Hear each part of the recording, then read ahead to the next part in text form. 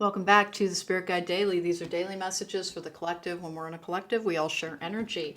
All right, we have 3 tarot cards coming to you. We have the Wisdom Oracle, and these are like the challenge cards from the teacup, because sometimes we want to know what we're going to be facing that is going to prove some difficulties. Remember, these usually manifest within about a 72-hour period. Let's get going here. Hey guys, don't forget to subscribe because it helps my channel. If you want to book me for a private reading, there's a link to my website in the description box down below. If you like the reading, don't forget to hit that thumbs up button because that's also helpful.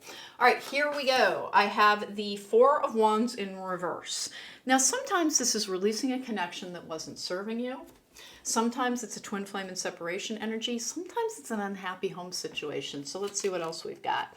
Wow, Ten of Swords in reverse, which is a trauma energy. It can be about releasing things. Sometimes it's quite frankly about acupuncture. And then it comes out with the Ten of Wands in reverse. So we've got 2 tens and a 4 in reverse. Whew. I'm going to be honest. Your personal happiness is like elusive at this particular time. They're asking you to do a little bit of work around healing, particularly your heart chakra. It's like joy is... It's like this is a card of contentment in the upright. And it's your discontent is disproportionate at times to your life circumstances. Whenever somebody says count your blessings, it's not about shaming you. Not about like stop complaining. It's like, you know what it will do? If you sit and you enumerate things that are good in your life, you immediately change your energy, which is part of energetic management and part of emotional regulation, which is what trauma survivors frequently struggle with, is like kind of trying to process their negative emotions and then release them, that whole responding, not reacting thing.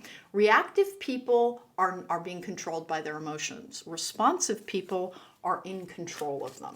And we're always doing the work to try and be more responsive and less reactive because we will get better outcomes that way. Let's get you a card from the Wisdom Oracle as well. I just have a little bit of you releasing some traumatic energy, potentially around a relationship from the past that you may be releasing it. Like you may have been doing some work around releasing a connection that you're like, maybe that was a karmic relationship instead of a twin flame one, which happens all the time. Here's the thing, sometimes it's not the right lifetime, or sometimes somebody contains a piece of information that, or a healing energy for us, allowing ourselves to explore ourselves versus they're giving us something. Sometimes we have relationships to try and illustrate what traumatic, emotional, and energetic wounds we're still trying to heal. Let's get your deep knowing. All right, here's the thing. Honest to goodness, this very much looks like a relationship or a goal that you're no longer pursuing, and that it's a little bit like it looks like it just stirs up a lot, because the Ten of Swords in reverse, by the way, can be a generational curse card. And remember as well, if you've had a series of unsatisfying relationships, or you were deeply, deeply drawn to somebody who clearly wasn't for you, that can be part of a generational curse. Here's the good part of this. It's being released. The Ten of Wands in reverse is an easing of a burden. It is a release of an energy. It is not dwelling in it. It's not being controlled by an energy. It is controlling your own reaction to it through a form of deep understanding. It looks like you've done the inner work to understand yourself and your role in your own life. It looks like a day of being very aware of what's going on with you, but continuing to go forward anyway. Meaning you're not at the whim of your emotions. Like you're aware that it's like, this is upsetting me, this might be dissatisfying me, I'm still working on releasing this particular traumatic wound or this particular traumatic relationship, but like you're kind of large and in charge around it. And please note that as for the milestone that it genuinely is. We have Claw, be careful, do not take risks. Well, you are being warned that today is not the day to take a flyer on stocks or invest in something entirely new. This is not the day to kind of hang your butt over the edge. Instead, it's a day to kind of appreciate how solidly you've been building your ledge. Because that's what this Ten of Wands energy is about. This deep knowing, and be careful, do not take risks. Please remember, like, you have your own guidance system within. Really quickly, I'm going to explain to you the difference between anxiety and intuition, because empathic and intuitive people often struggle with anxiety as well. This is one of the cards for like emotional regulation issues where your emotions like cloud your intuition and your judgment sometimes. The difference between intuition and anxiety is pretty simple. Anxiety asks you questions, it poses scenarios. What will I do if? What will I do if? If it ends in a question mark, it's anxiety.